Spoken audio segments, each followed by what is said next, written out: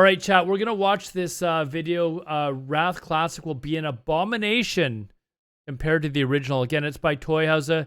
He does a lot of really good videos. We've watched a couple of his before on stream. So I'm kind of curious. Do you guys think that he's going to have a few good things to say about Wrath? But I have a feeling that he's going to be talking maybe about things that he's not happy with. Maybe the server status, all the queues, the changes that they've made, that sort of thing. So anyways, let's start watching the video. I haven't watched this one yet. Hey guys, what's up? Toyhouze here. Now, with the endless stream of news that more and more changes have been announced, you might have reached a point where you realize that, man, wow, Wrath Classic is going to have so many changes, I can't even keep track of them all. And, you know, honestly, I agree with you, because Wrath Classic, out of all the classic games, is probably going to have the most changes, with the development team, you know, adding a feature here, removing a feature there, and just keep hearing that more and more. You know, it's almost like Wrath Classic is some sort of Frankenstein monster, you know, with extra arms and extra legs, and, you know, it's missing an eye or something, you know. And, you know, another way to say that is that it's an abomination of what it once was. Now, What do you guys think of the changes? Just very quickly, put in chat. What do you think of the changes? Good, bad? I personally like. I mean, there's a lot that they've kind of screwed up. The server. We talked about the server issues earlier on, where they allowed all these people to pay to transfer to the servers. Now they've got these mega servers with these 3-hour-long queues, and now they're asking people to use a free transfer service to transfer themselves back off the server. What about giving them a refund? You know, like we talked about this earlier. They allowed people to spend the money, and then they're like, oh, yeah, you've spent the money to go there, but can you leave for free? Can we keep the money and you leave for free? I don't know how I feel. I definitely I don't like the, you know, the added mounts for the boosts and stuff like that. Like obviously the boosts are a way for them to recuperate the fact that they're not getting any expansion revenue, right? Like they're giving you the expansion for free, and originally when Wrath came out, they charged you for the box price, right?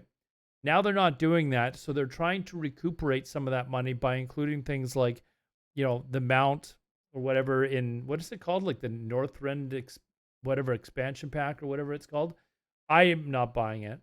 But they're also adding other things onto the shop or the barber or whatever that's going to cost you like actual real life money to do. So you can get like you'll be able to get like a sex change. You'll be able to get like a faction change, stuff like that. Like I don't think that was in an original Wrath. So not sure how I feel about that, because now you've got people that are going to be using race and faction change. So like, why not allow people to transfer to the faction and balance servers for free and not allow them to ever faction change like down the road? Like maybe that could help fix the servers as well. I don't know. We'll see what he says. the point of this video is that I want to recap for you some of the biggest changes coming to Wrath of the Lich King, and also show you basically how it's kind of a different game, but at the same time, it is still going to be an excellent game because it's not an overhaul. It's not like, you know, Warcraft 3 Remastered, where they're doing a complete graphical visual overhaul, which gives the potential for complete destruction of the game like we saw. So either way, I mean, the game is, what I'm trying to say is the game is so good, not even Activision Blizzard can destroy it. But wanna bet? Wanna bet? For those of you that don't, well, I mean, we've even got like a recent case point to show that if you allow Blizzard to develop classic WoW, like actually do some development, they have shown with Season of Mastery how easily they can screw it up. Like when he's saying, oh, you know, even Blizzard could screw this up. Yes, they could. They could very easily screw it up if they did any actual further development. That's why when people come into my chat and they're like, oh, I want to see Classic Plus. No, you don't. Because Blizzard will screw it up. They can't help themselves. It's like they've got two paths to take. They've got a fork in the road, right? Or whatever, a Y in the road, a fork in the road. And they've got two choices. One, people in game would love the decision, and the other one is people would absolutely hate the decision, and it would be terrible for the game. And they always choose the worst path. Like, they can't help themselves. And they weren't always like that. Like, some of the things that they've actually done were not bad changes, but it's like today's Blizzard can't help themselves. They will always screw it up. They will take whatever they can and deliberately screw it up. I want to go over some of those changes if you haven't been keeping Actually, up. sorry. They aren't deliberately screwing it up. They probably actually think it's better for the game, but they're so out of touch with what players actually want that they will do what is worse for the game. Some of the most recent changes, is that certain engineering items can't be used in arena. I don't think this is like a crazy bad idea, actually. I mean, some of these changes are good, honestly. Some of them are iffy, but Sapper this one's Bomb okay. in arena? Like Nitro Boosts can't be used in arena. There was like a 50% chance, way lower probably, but they could not work, right? And if they did work, they're really good. But, chance in arena isn't a great thing. So overall, fine. Hand-mounted pyro rocket, in my opinion, is like the main engineering thing. People used to macro that into like Shadow or Death, try to get a finishing combo on someone, right? Or whatever. Macro it into some sort of kill macro, right? For arena. But one of the big changes that was also recently announced was the items being nerfed, the Trial of the Crusader items. Now these items were so much better than Ulduar that people pretty much stopped running Ulduar and just massed Trial of the Crusader. And this led to a lot of problems. People would just like run it all the time, 10-man, 25-man, heroic, normal, 4 lockouts a week because the items were just... I'm glad that they got rid of the 4 lockouts per week. I can honestly say that is a guild leader of a very active guild with 2 raids. I am glad that they've got it down to just 2. I don't want to have to be like, sitting between 2 groups of people, like one group that's like, no, we want to raid 4 nights a week, blah, blah, blah type of thing. Or, obviously you're not going to raid 4 nights a week if you can't get through that content very quickly. But I was happy that they actually decided to do that. So friggin' good that people felt like they had to.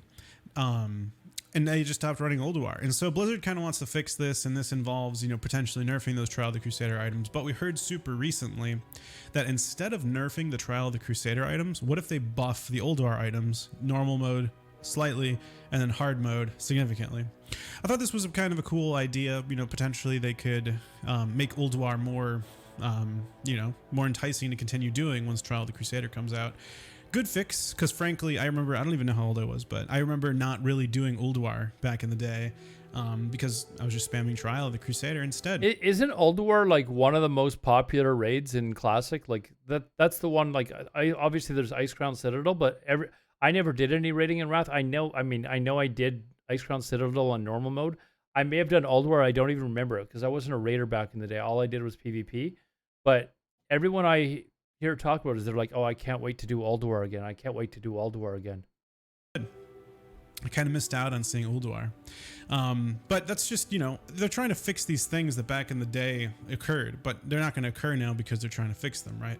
Wintergrasp is another example of one of the problematic areas which Blizzard is trying to fix. They were throwing around the idea of, hey, let's add a back door for the faction who, lost so that they can still access Vault of Archivon, a raid which is only... You know what we should do? Camp the area so that the other faction can't get in. Accessible to the faction that wins in Wintergrasp. It's a good fix because, if you're locked out, you can't get your weekly done. Realm balance is abysmal right now. Like, you saw my previous video, choosing the right server is really important. Speaking of servers, queues are insane right now. Good luck logging on to pre-patch. Got to do it early. But, they ultimately decided that if anyone on a realm, this is how it's going to function so far, could change again, right? If anyone on the realm... How do you get rid of it? Somebody else has to do more than you, I think.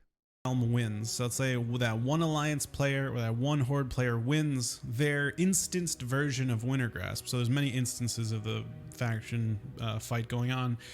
If any of them wins, then the Wintergrasp control goes to that faction, but that means that basically both factions are going to always have it for their instanced version. So basically, Wintergrasp, you're just always going to have it. You're never going to. I wonder if on these faction and balance servers, if you're going to have the faction that has basically, they're able to, if they're just going to camp that area so that the other faction can actually get in and use it. I wonder if maybe that'll happen. Basically not have it is what it sounds like. Which is there different. any PvP safe zones there? I can't actually remember. This time around. Another really big one that I think a lot of people overlook is that we're going to start, and we already have on pre-patch, Wrath of the Lich King patch 335. This is the class balance patch. We're not going to see overpowered Death Knights. We're not going to see that ridiculous version of Paladin. I don't know if this guy's not seen some of the Death Knights with their gear, their Tier 4 PvP gear or whatever they're wearing. They're pretty nuts right now, to be honest. Paladin, where their divine shield just one-shots people. They're like two-shotting people right Paladin. now. Somehow Prot Paladin is the best PvP spec for Paladin. You know, I love that patch. It's just not going to happen this time around. And honestly, I remember, you know, back in the day, I was chasing Flavor of the Month. I was an Orc Hunter. I made a Blood Elf Paladin because that was the thing, you know. You just, TBC came out. Everyone wanted to make those Blood Elves. You know, I was like, heck yeah, man, let's make a Blood Elf. And I totally was like, all right, I'm not going to chase the Flavor of the Month this time with Death Knights. And man, I missed out on those overpowered Death Knights. I remember, dude, going into arena against like a Tauren Blood Death Knight. Back then, Blood was like, you know what they've got to do, and everybody that's watching this video now, I'm gonna take heat from this from anyone that's playing a Death Knight main. That death grip that they've got, there's got to be some diminishing returns on that. When you're getting bounced around between like 10 different Death Knights, that's there's got to be some diminishing returns. The OP DPS spec. I think he war stomped me and killed me within that war stomp. I was like, damn, dude, he's like a rogue, dying within a stun. It was ridiculous. It was terrifying. It was this giant cow with an axe, and he stomps, and then you're dead. It was sick. I'll never forget that. But yeah, they were super overpowered. They're not going to be. They're not going to be super overpowered this time around. I mean, patch 335, we've seen so many nerfs by that point. So anyways, just wanted to highlight that we are having that balance patch. Also, the heroic and normal version of raids sharing a lockout, but not the 10 and 25 man versions. This is a pretty big change for raiders. You know, this is, you know, gonna basically cut. I actually love the fact TLC, that you're not gonna be able to run it 4 times, 2 times max now. Again, I kind of talked about you're this. gonna have people that just get burnt out if you have them run 4 raids a week, man. man. You can't wear like a heroic version of a trinket and a normal version of a trinket. They're gonna share that unique equip category.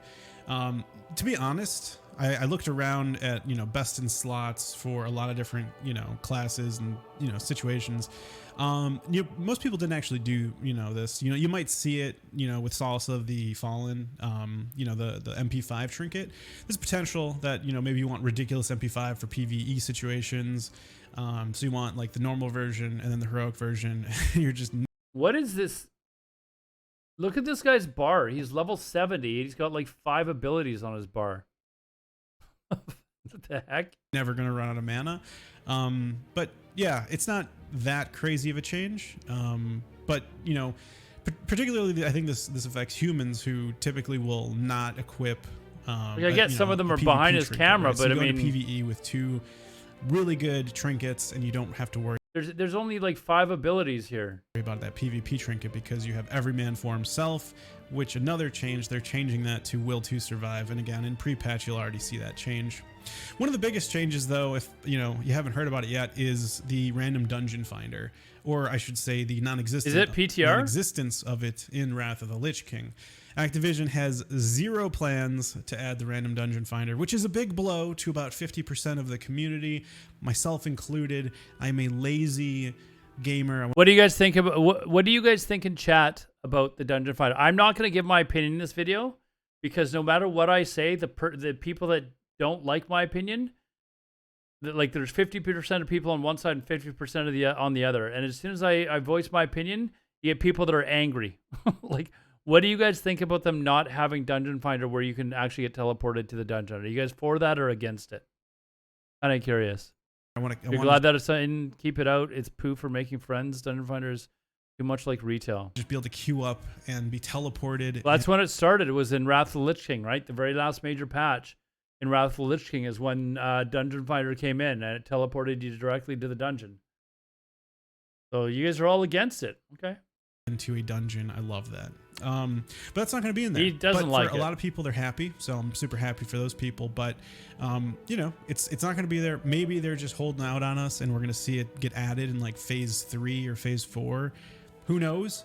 But it's not going to be there. and everyone should know that if you haven't heard already. But chances are you know, because I mean this is like one of the biggest changes. Switching over to the PvP side of things, you know, the 2v2 arena bracket, you couldn't get Gladiator back in the day because it was just really imbalanced. I just remember, like, you know, I feel like I honestly think like Rogue Priest and Paladin Warrior were some of the most overpowered 2v2 teams, and certain teams just like that could just easily get Gladiator. But you know, I mean, someone posted a comment like, oh, why not just play that team comp? It's not overpowered if you're playing the same team comp. I guess it's, you know, true, but what about everyone else in their team comps? But whatever. I mean, they're gonna allow it, you know, now in Classic. So if you love twos, which by the way, maybe I should roll a fucking warrior. You can get Gladiator and again, try and get Gladiator, which is kind of cool. You know, why not? But that's another change coming. You know, adding on to the point that it's going to be very different this time around. You know, back then they also went through a lot of different badges, switching over to PvE. So Emblems of Valor are going to drop from all raids during Wrath of the Lich King. You know, it used to be, you know, different emblems depending on the tier. Heroics drop a different emblem. I think you ended up with like 3 or 4 different emblems by the end of Wrath. It got pretty crazy. But this is actually going to simplify it, in my opinion. You know, you get the emblems of heroism from, you know, heroics. You get the emblems of valor from raids. It's going to be simple. It's not going to be super complicated with, you know, different too many tiers of emblems. I'm going to be honest. Again, I didn't. I don't even think I read about this change, so I didn't know that they were making that change. But I don't like having like 30 different emblems in whatever stuff in my bank and stuff like that. Maybe this would make it easier, but equivalent of like badges of justice, for example, for TBC. Another big change is that Nax is getting buffed. You know, they kind of felt like Blizzard overdid it back in the day. So, you know, this raid almost no one did back in, you know, original vanilla World of Warcraft. And how long do you guys think Phase 1 is going to be? Actually, speaking of Nax, so Nax will be available the week after launch, so early. I think it's early October, right? When do you expect that the next phase is going to come in? I guess that would be Alodar. They wanted to bring it into Wrath so more people could experience it. It was a really cool raid. You know, I remember doing it and being like, wow, this is so cool back in Wrath. And kind of excited to do it again, but they felt it was overdone. You know, the difficulty of vanilla Naxxramas 2006 was too hard. Then they over nerfed it and they felt it was too easy. And so now it's going to get a buff. It's going to do, there are people in that. By the way, if you played it on the PTR, it's still super easy apparently. So I haven't actually done it on the PTR, but apparently it's still super easy, like even with the buffs. So monsters in that raid are going to do people more will be clearing it and they're very quickly. quickly. They're going to have more health. And I actually surveyed everyone. 80% of people like that change. So very, very cool. I guess it was just way too easy. Now, the first phase would have been just incredibly boring because you're gonna have virtually every guild full clearing like the first couple of nights of the week. There'll be full clearing. I don't even know, like, are they gonna do a race to world first because it's such an easy raid? It almost feels like it's pointless, but I guess that there probably will be, of course. But random dungeon finder. Blizzard is also introducing a new group finder tool. I'd say most people aren't super crazy about this, but you kind of have to use it. If you even want to post in the looking for group channel, you have. Yeah, for those of you that don't know, if you want to look for a group, like if you just type like / whatever your looking for group channel is, you can't actually even post there unless you post in their new tool. So if you're here and you want to post a group, or you want to you can't just go into the chat and post that you're looking for hold on, where is it here? So like channel 4 is my group, right?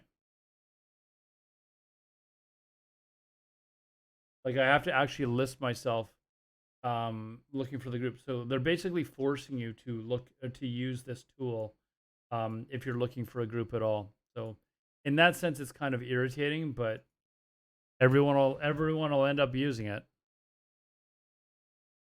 Have to be listed in the group finder UI tool. Maybe 3 months. Yeah, that's a good change spam wise, but that's about it. Yeah, I mean, you also had the opportunity to just turn the channel off too, right? Like you can just If you don't like the spam, you can just right click it, go into the settings, and turn the channel off. So if that's all people are looking at it for, like you can just turn it off and then you don't get the spam, right? If you want, if you really don't like you really don't like it, but anyways. So Blizzard's kind of forcing you to do that. That's a really big change. You can list, if you're a shaman, you can list yourself as a tank.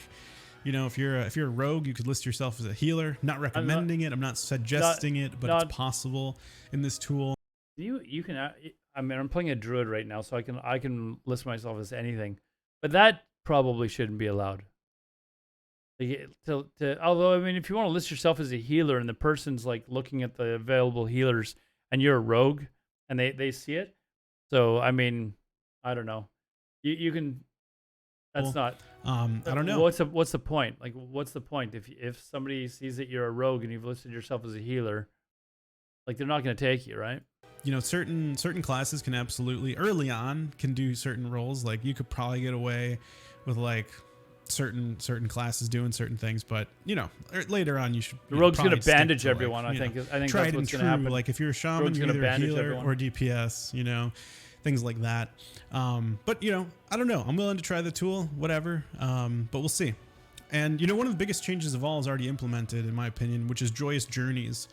All experience gains increased by 50%. I feel like we're entering an era of convenience, accessibility. Blizzard themselves said that this is a pillar. They released 5 pillars of their philosophy for all these changes, and they wanted to make the game accessible, right? And so that means easier to level, accessible. You don't have a lot of time to play. You want to get to the end game. Joyous Journeys is sort of the solution for the casual player or someone who doesn't have a lot of time to get to that end game. You're going to level faster. You know what? I like to I don't know, brag or whatever about the fact that I'm a very no changes type of person, but you don't hear me complaining about this 50% level boost. Like, have you heard me say once, hey, you know what, I'm all for no changes, but damn it, I wish it was taking me longer to level. I like leveling, I really do, but I want to get this character to 70 and then to 80, but I want to get this character to 70 as fast as I can because I got lots of plans for this character, right? So I kind of want to get there. And I've leveled so many characters that, getting this one to 70 ASAP is pretty nice, but in Wrath, there's already a massive level squish from Outland, like the 60 to 70 XP required has been squished, reduced, right? And then on top of that, Joyous Journeys gives you an extra 50%. Approachable pillar, that's what it was. They also are nerfing boosting. Like you can't, snare mobs en masse if you're too high level of the target. Like if like. All right, chat. What do you guys think of the nerfs to boosting? They didn't really have boosting. Keep in mind, they didn't really have boosting back in original Wrath. Like you might have a guildie that would take you through an old dungeon or something like that to help you get the quests and stuff done. I don't remember there being like mages and stuff like that boosting people through Mordon and all that sort of stuff back in the day. So it wasn't really there anyways, but they've actually like nerfed it. And this is another one where, you give it an opinion, you got 50% of the people that are like, I don't like leveling, I just want to pay for my boost. And you got the other side that are like, I don't like boosting because it promotes like buying gold from gold farmers and blah, blah, blah, blah type of thing, right? So I think, what is it, like 4 or 5 or 6 levels higher than the target in your group? What's up with the server balance situations? Well, virtually most servers are very imbalanced, especially the mega servers, except for Grobulus on NA. I don't know if EU has an equivalent to Grobulus where it's close to 50-50. Even this fresh server, Sky Fury that I'm on, it's already about 60-40 alliance. And usually when you get past a certain point, it starts to snowball out of control. So the one time when I remember when it didn't is Fairlina used to be 55-45 alliance. And that was back in early classic type of thing, right? And it was that way up until basically about like the last portion of classic. And then suddenly Horde started to take over and it was just like some of it was just they were just super vicious in PvP, like they were, and a lot of the alliance guilds just got kind of tired of it or whatever and transferred off. And it was like every server that had alliance players transferring off, they were going to Benediction. Even the server that we played on, Heartseeker, we played there as Horde. It was 99% alliance. By the time they shut that server down, before that, there was no alliance already playing there. They had all gone to Benediction basically. Like they're still there. I know they're there because every time I log on to, Benediction, there's players that are there the guilds that are there that I recognize. You're just annihilating their XP. Pretty sure boosting still happened. I was looking at LFG the other day. There were still people advertising. There is still boosting. Hold on, we're gonna check this out right now. I actually, you know what? I wonder if there's boosting. This is a fresh server. Let's see if there's boosting here yet. XP farm. That's not the same thing. Yeah, I don't see any boosting services yet. So keep in mind, I don't know how long these servers have been up for, like a couple of weeks or something like that. I don't see any boosting services yet. Oh, more just came up. Hold on. Yeah, no boosting services on this fresh server yet. But if I was to go to back to Fairlena and log in, they're still advertising that they're boosting. Although apparently the XP is nerfed so bad, and you're basically paying twice as much for mages, it's kind of not really worth it anymore. Slave pens boost, so I think it still happens, honestly, but I mean, it's probably harder to do, or maybe there's a certain level range, I don't know. Even more recently, I saw that they're making it so if you want to follow someone, you have to actually right-click follow. There was a lot of weak auras where you could just do exclamation point, follow, and you could have a weak aura so that your booster could just type that in, you'd automatically follow them. You're basically AFK getting boosted. I mean, this is crazy, right? But this was happening. I haven't actually tested that out. Hold on. There's no player here right now, is there? Why is there not a player here that I could test this on? Oh, there is. Hold on. Let's see if this is actually true. I didn't hear about this. /follow.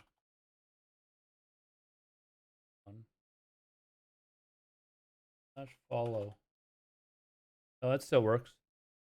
At least the /follow command is you don't have to right click on the person anyways. So that still works. I don't know if the weak aura still works, but that hopefully is going to go away. No more weak auras, follow command, boosting. But I feel like these are some of the biggest changes coming in Wrath Classic. Wanted to give you an update if you haven't been, following along. And, in summary, all of this is to say that Wrath Classic is going to be a new experience. While thankfully it's not a full graphical remake like we saw with Warcraft 3 Reforged, and, that kind of was a cataclysmic event. And, I don't think Wrath Classic is going to run the risk of complete destruction like War 3. We're going to have a game that's a lot like Wrath, but it's going to have a lot of really major changes.